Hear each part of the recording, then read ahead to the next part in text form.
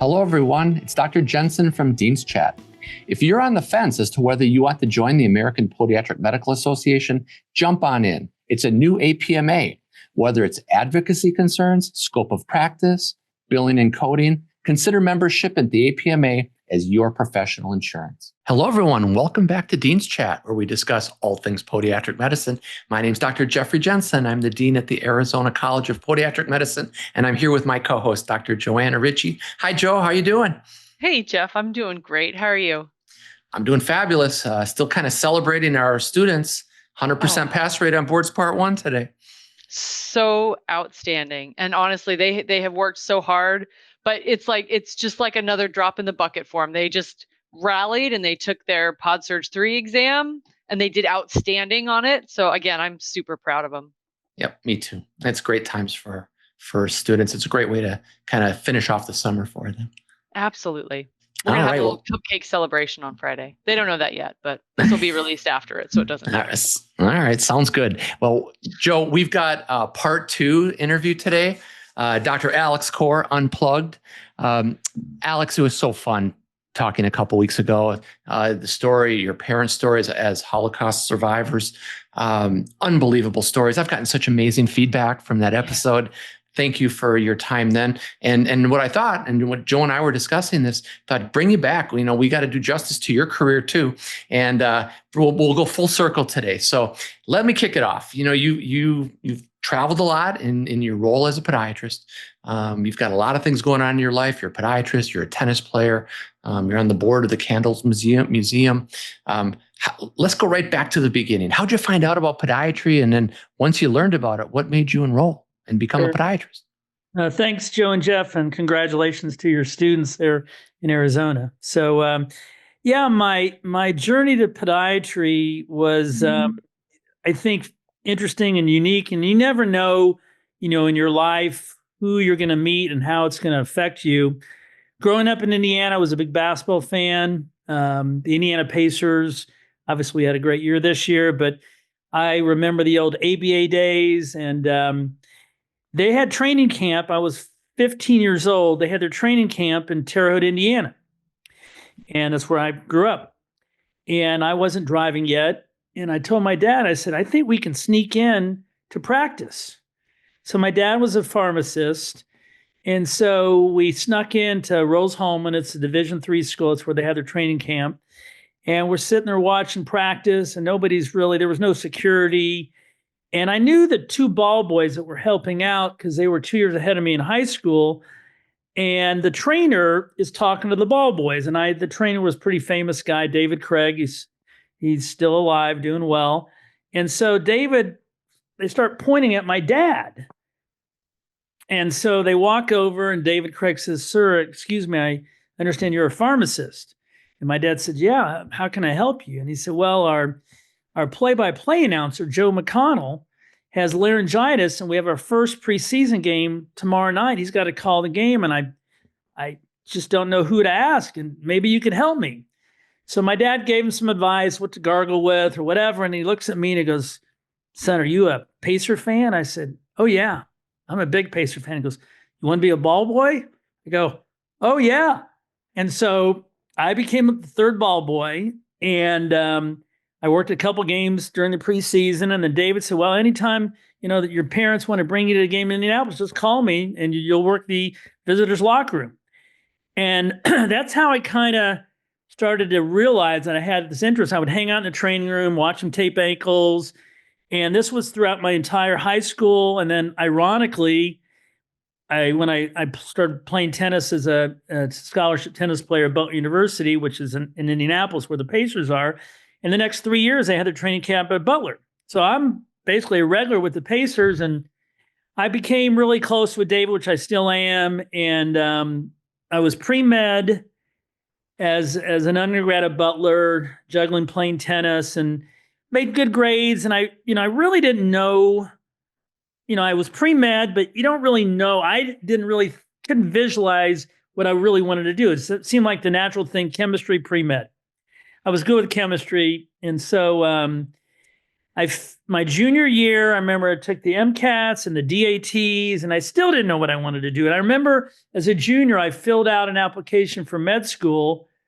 And then there was the essay, why do you really want to be a doctor? And I couldn't write the essay. And I thought, well, if I don't know why, then maybe I'm not doing the right thing. So I ended up getting a master's degree at Purdue University in exercise physiology. Ironically, Pacers had their training camp there that year.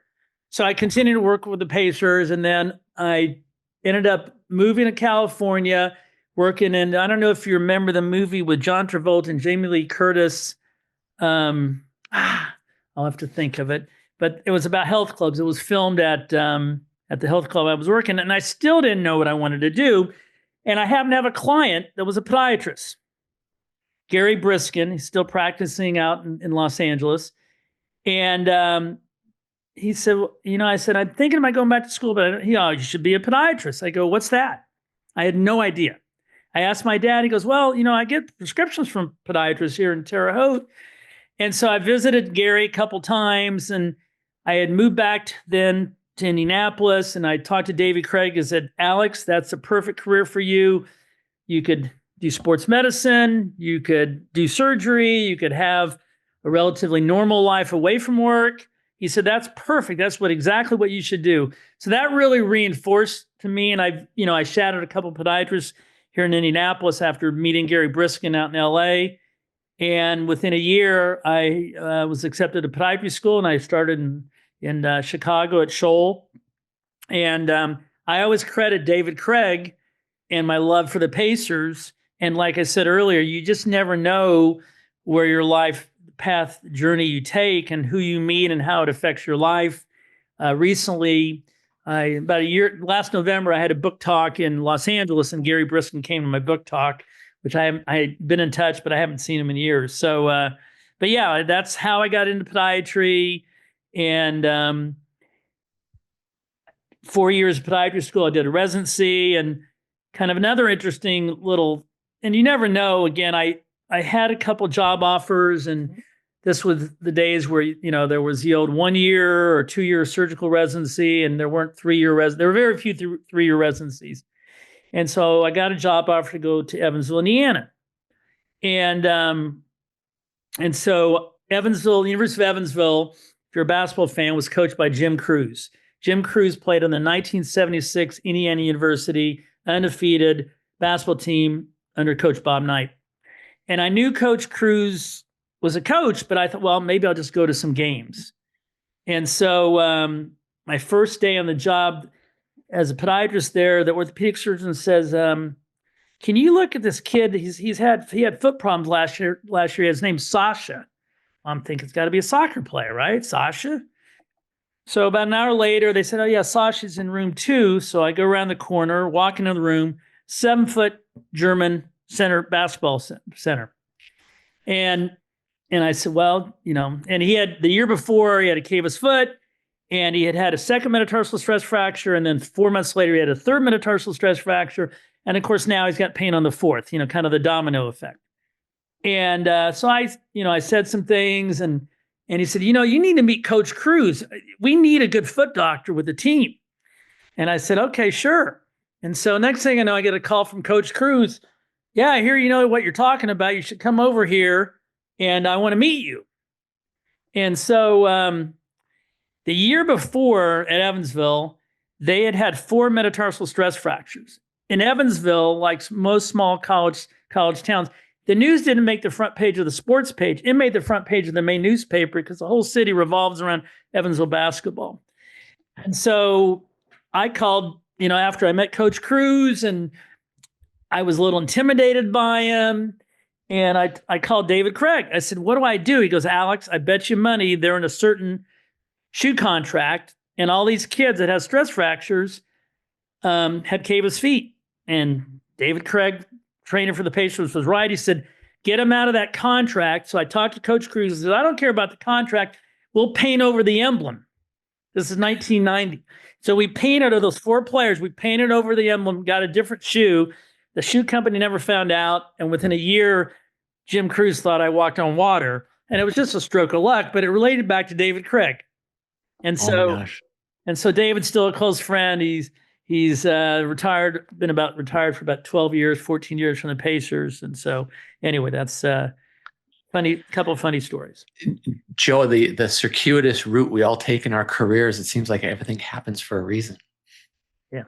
Absolutely. And it's so fun to listen to you. I could seriously just sit here and listen to you tell all these fun stories, Alex. I'm curious, you've had a lot of different areas too internationally, and you'd made the comment, you never really know how you're going to impact someone. No. With all the different things that you've been a part of, what's had the biggest impact on you from a professional standpoint of something that you got to go and do and really impacted you? Wow. That's a great question. That's a really good question. That's a really good question. You stumped me, Joe. I got him. Now I think there's several things how I would answer that. A lot of times when I have this great list of people on my phone that I can ask questions, whether they're podiatrists or orthopedic surgeons. And I think for me, it's always been a situation where if I didn't know the answer, I would ask somebody.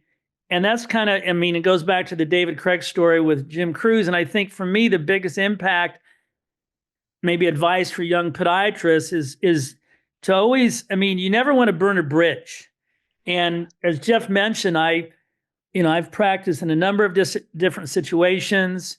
But for me, the biggest advice I could offer is to never burn a bridge and try to, whether you leave on your own accord or you're leaving to pursue something else, I always look back. And in fact, I was on the phone the other day with a colleague of mine from Milwaukee, and a friend of mine who's a tennis player had a Jones fracture 8 years ago. Now again, he's got some issues.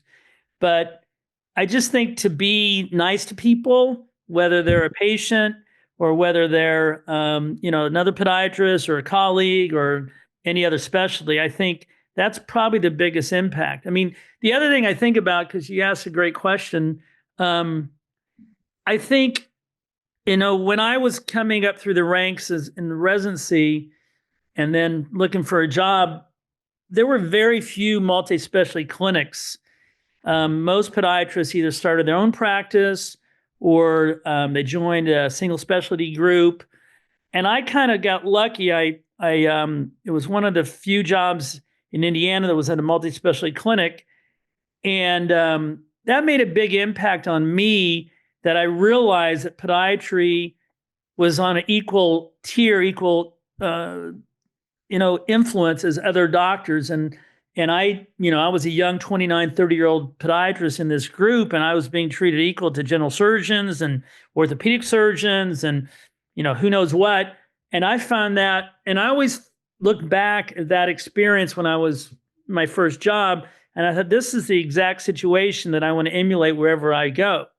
And so I'm in a multi-specialty clinic in Indiana now again. And I think now, different than 34 years ago, there are more and more and more of these opportunities, whether it's an orthopedic group or a hospital-based practice. And I think for me, that was probably the biggest influence on my career. And I kind of stumbled upon it. And I'm glad that first job for me, changed my career in so many ways. I always wanted to be a sports medicine podiatrist, but I really didn't know what that meant. I trained at a VA. My residency director did a lot of sports medicine, so I got a fair amount from him. But residencies were not as developed as they are now. So I think for me, to realize that I really fit into a multi-specialty clinic has really shaped my career, and to have this sports medicine interest and this, and that led obviously down the line to being the, I'm still involved with the American Academy of Podiatric Sports Medicine, and I have a lot of good friends in the organization. So I think that's the biggest two things I can turn back to never, burn a bridge, and, think of each job that you have as an opportunity. And now you've kind of made me think about things. When I shadowed podiatrists, when I was in my second year of podiatry school, I'm not going to mention names, but I shadowed podiatrists, and I didn't really know how to work up a patient, but I learned things how not to do it. In other words, I learned how I said, well, I don't want to be that kind of podiatrist. I want to be that kind of podiatrist, but not. So I learned, I think a lot of times when students go on externships, they say, well, I didn't learn anything. I think you always learn something. You may learn exactly how you don't want to do things, but I think you're always learning. And I mean, I'm still learning. I've been practicing for 35 years. And so I think it's a constant evolution of, your experiences, your talents, and your interests. I love that. And I heard two themes there, Jeff, that are completely on brand for you, Dr. Core: kindness and humility. Yeah. Just says it all. Did you know APMA provides help with public health initiatives such as fall prevention, opioid abuse prevention, and addressing health disparities? Did you know the APMA provides over $400,000 in scholarships annually to students pursuing podiatric medicine, helping the next generation of foot and ankle specialists? If you're serious about this profession, if you want to grow, to lead, to make a lasting impact, join APMA today.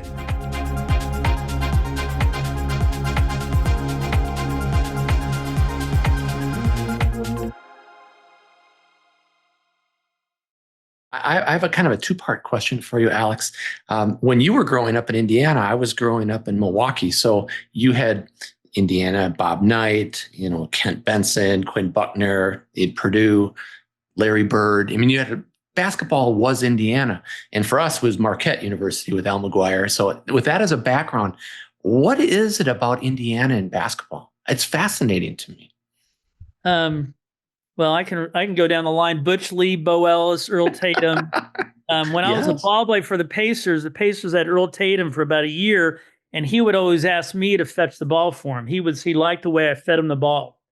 But no, I mean, if you watch the movie Hoosiers, which the final scenes are filmed at Hinkle Fieldhouse where Butler University plays, there is something special about basketball in Indiana. I mean, Rick Carlisle, after they beat the Knicks to advance to the NBA Finals, I think his famous line was, in 49 states, it's basketball. Here it's something special. And, that line, I might have messed it up a little bit, but the point is that, you drive through rural Indiana, you see on a side of a barn a rim and a goal. And that's just the way people grow up here, regardless of their background, regardless of their demographics, what their parents do, whatever. Basketball is really ingrained. And, when I'm talking to patients, they're almost always, I'll say, oh, who's your favorite basketball team? And so, but I don't know. I think I was a Packer fan growing up, Jeff. So if that's any consolation. That's near and dear to my heart. But we didn't have the Colts when I was a young kid. So, and it's either the Packers or the Bears because they were always on TV in Indiana. So, I think it's a great question, but there is something special about basketball in Indiana. And I know I have friends who are coaches or been high school coaches, and, they take these jobs seriously when they're a high school coach because it's so legendary about all the high school coaches that have worked up the ranks. Here in the state of Indiana. So that was my first kind of question. And then, so my comment is, Joe and I are interviewing students all the time that are interested in going into podiatric medicine. And there is a very common theme of sports activity, whether it's football, track, basketball. And it's no surprise that podiatrists have taken a lead role in sports medicine, biomechanically and surgically. And I guess it's not a surprise that you see a lot of the podiatrists asking questions about, how do I get involved? How do I get involved with a Miami Heat? If, they ask Jim Lucido or Howard Liebeskin with the Lakers. What's your advice to our students if they want to get involved in sports medicine? It's short of doing a sports medicine fellowship, which is great, but you still got to get out into the community. First thing I would say is to contact the American Academy of Podiatric Sports Medicine. There's a mentoring program. You could easily contact podiatrists in your area. I mean, obviously, Dr. Jenkins in Arizona, former past president. But I think that for me, when I was 1991, 1992, I realized I was going to be working on the Division I basketball team. I wanted to learn as much as I could. So I went to meetings every year. Our next meeting, speaking of which, is in April in Arizona. Absolutely. And you're coming out and we're going to go out for dinner. Yes. Yeah, I've blocked it on my calendar. I'm super excited. Late April. So I would say, when I was starting out, the gig with, if you will, with the University of Evansville fell into my lap. And probably until 2005, wherever I practiced, I would contact a local university, whether it was Division III, Division II, and they say, oh yeah, we could use a podiatrist. I do think in the last 15 years, things have changed a lot. And now every college, whether it's Division I, II, or III, even high schools, they are being paid by healthcare systems. St. Vincent's they're the official provider of care for Marian University. And so sometimes that works to your advantage and sometimes it works to your disadvantage. But for example, at Butler University, our health system is not the official provider for Butler University, but I still help out at Butler. So I think it's a lot of relationships. And so even nowadays where there's a couple roadblocks where, you got to deal with corporate entities that involve themselves in healthcare systems. I think it can be in universities and professional teams. But in some cities, it can be really hard to kind of crack that system. But I think it's a matter of relationships. I had a younger podiatrist contact me a couple of years ago, and he said, yeah, I want to help out at a local university. And, when I go to the university, I charge them. I said, you're charging them when you go to their locker room. I said, no, you don't want to do that. You're providing them a service. I was always under the belief, and I still do this at Butler, if I go to the college a couple of weeks ago, I think there was an I&D I had to do. I never charge them in the locker room. If I go there, I want to keep the kids on campus. They need to study. They need to go to practice. And so I've always been of the belief that if you go on campus, if you're going to make orthotics, that's different. But the point is, if you're providing a service on campus, I think you need to do it on gratis, and eventually it's going to pay its dividends. I mean, in most communities, I know in Evansville, for me, it was a huge deal that, oh, he's the team podiatrist for University of Evansville. People would come and see you just because you had that tag with you. And I know a friend of mine who's a team orthopedic surgeon at Evansville. We're close friends. And he, I think his practice was literally built on that, being the team orthopedic surgeon. And so it's all about relationships. And I think, but you need to understand that you can't financially take advantage of athletes and universities. Obviously, if you make orthotics, there needs to be a charge so you're not losing money, but you're not going to overcharge them. I mean, I can tell you a funny story. This is really funny. I'm not going to mention names. So when I was in Evansville, David Craig, the trainer, said, hey, I need you to look at somebody. Can you come up to a game next week? I said, yeah, I'll come up. And so it happened to be, let's just say it's an NBA Hall of Famer. Okay, I'm not going to say who it is. He had just signed a contract for $2.4 million. This is years ago. And so the old days, I took molds of the orthotics. I get the orthotics made. I send them, I basically charged them what I charged the University of Evansville, which was just above cost. I wasn't making much money. And so trainer calls me back, who's a close friend. He said, Alex, we can't pay that much. I go, okay. I said, what's what I charged Evansville? He goes, no, we're not paying that much. And so he said, how much do they cost you? I told him. He goes, well, we'll give you a little above that. I said, fine. But the funny thing for me was that the player just signed this huge contract. And I thought, okay, it's no big deal. But that's why I think it's a good illustration that you can't do it for money. You got to do it for the passion of what you're doing, because I think ultimately you'll pay the dividend. It'll pay off. And for me, it's not so much about money at all. I got into podiatry to treat athletes. And I do think, it's a little tougher nowadays because you do have these entities involved. And I think the other thing for me, and this is something, I'm on the APMA communications committee. I've been on there for years. One of the things that we try to do is to find other specialties that maybe they need to be re-educated on what podiatrists do. And I do think that over the years, primary care doctors who do a fellowship in sports medicine, at time they think as podiatrists as adversarial instead of being, more of a synergistic effect. And I think that's something we still struggle with any of the places I've been the last 15 years, that I think sometimes there needs to be more of a congenial synergistic relationship between primary care sports medicine doctors and podiatrists. That makes sense. And then again, a couple of themes there: relationships for sure. Yeah. Relationships are life, right? And then the other thing I think is really important is the affiliation. Because you're their doc, other people are saying, well, if he's good enough for the varsity basketball team at Evansville, our family's going there.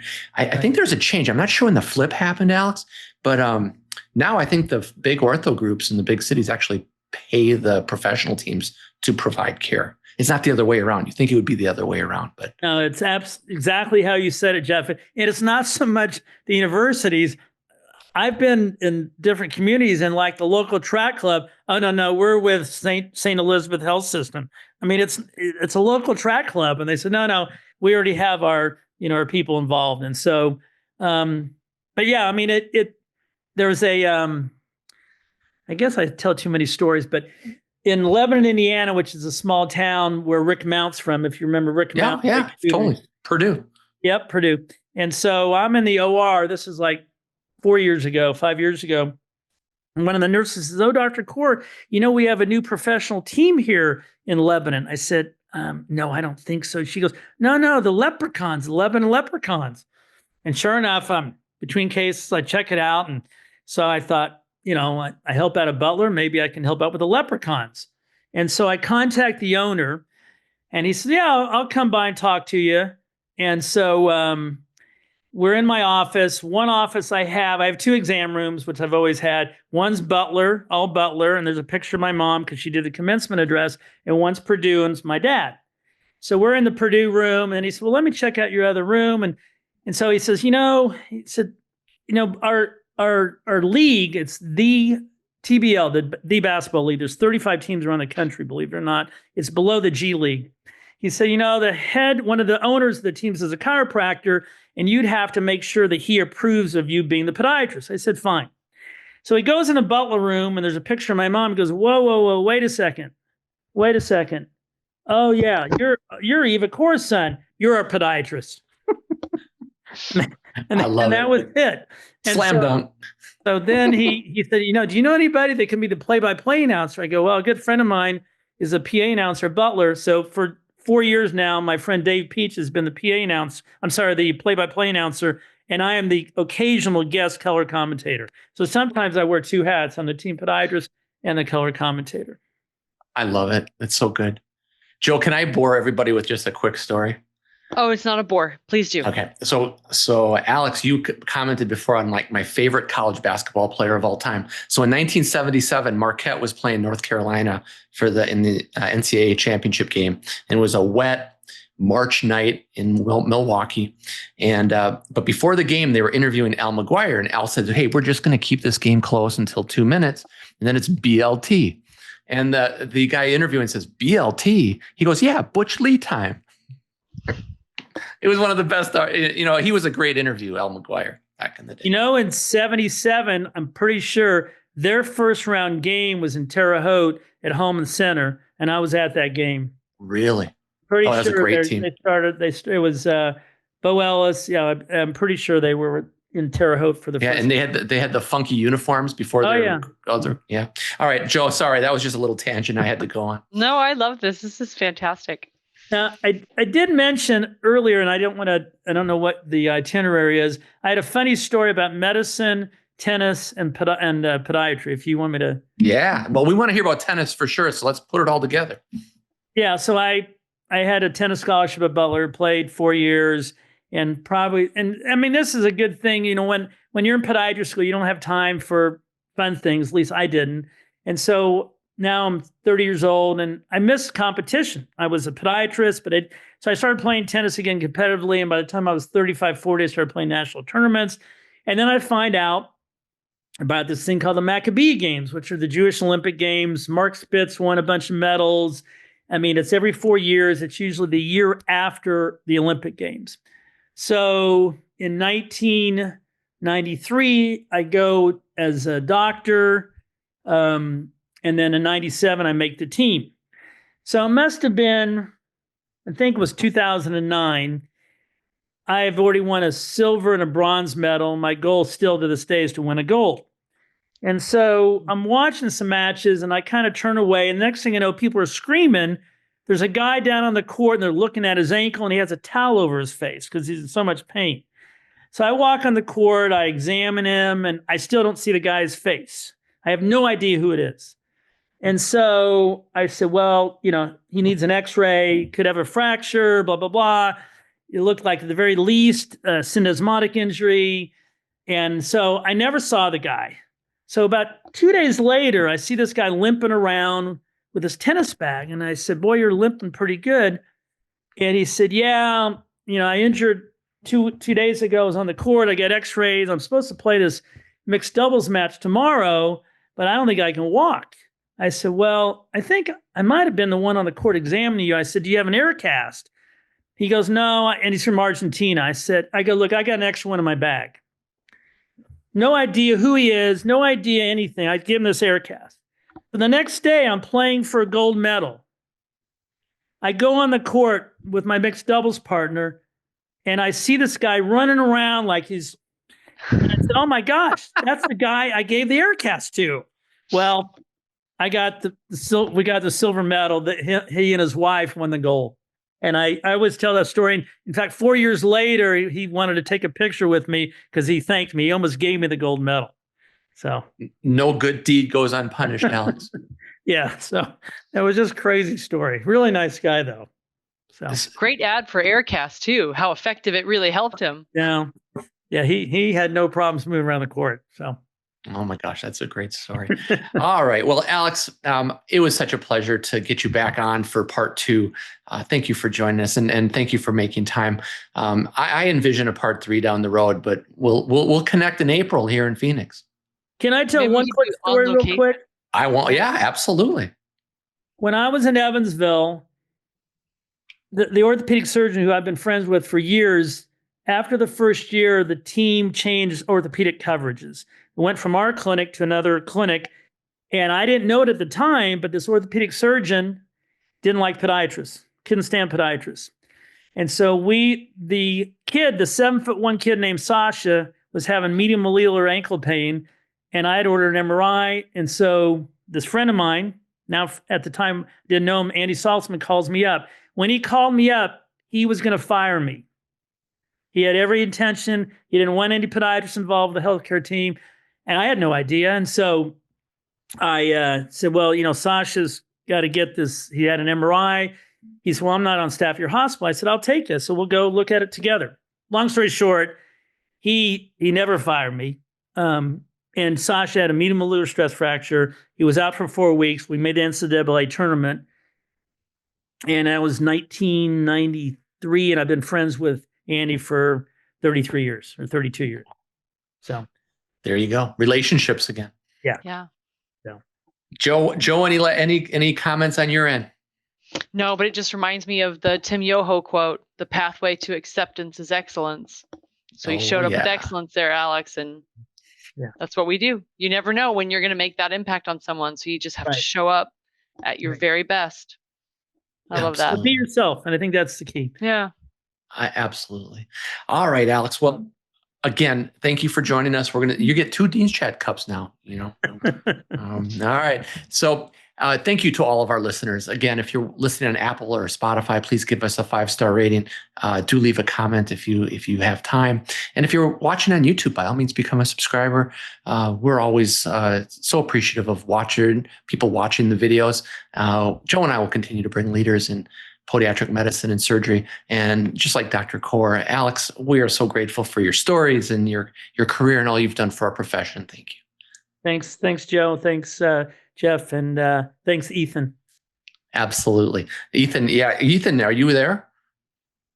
Oh yeah, I'm here. What's up? Make the There's- debut. Yep. Well, Yay. Ethan is our editor. For all of our listeners and people watching, Ethan, I always say, is the straw that stirs the Dean's Chat drink. He makes it happen. Editing, and thank you so much. You make us look better than we are, Ethan. Thank you. Oh, you guys do plenty of a good job looking good yourself. I just help out and make sure the people get to see too. All right. Sounds good. All right, everybody. Without you. Absolutely. Alex, thanks again, buddy. All right. We'll talk soon. Okay. Bye-bye, everyone. Cheers.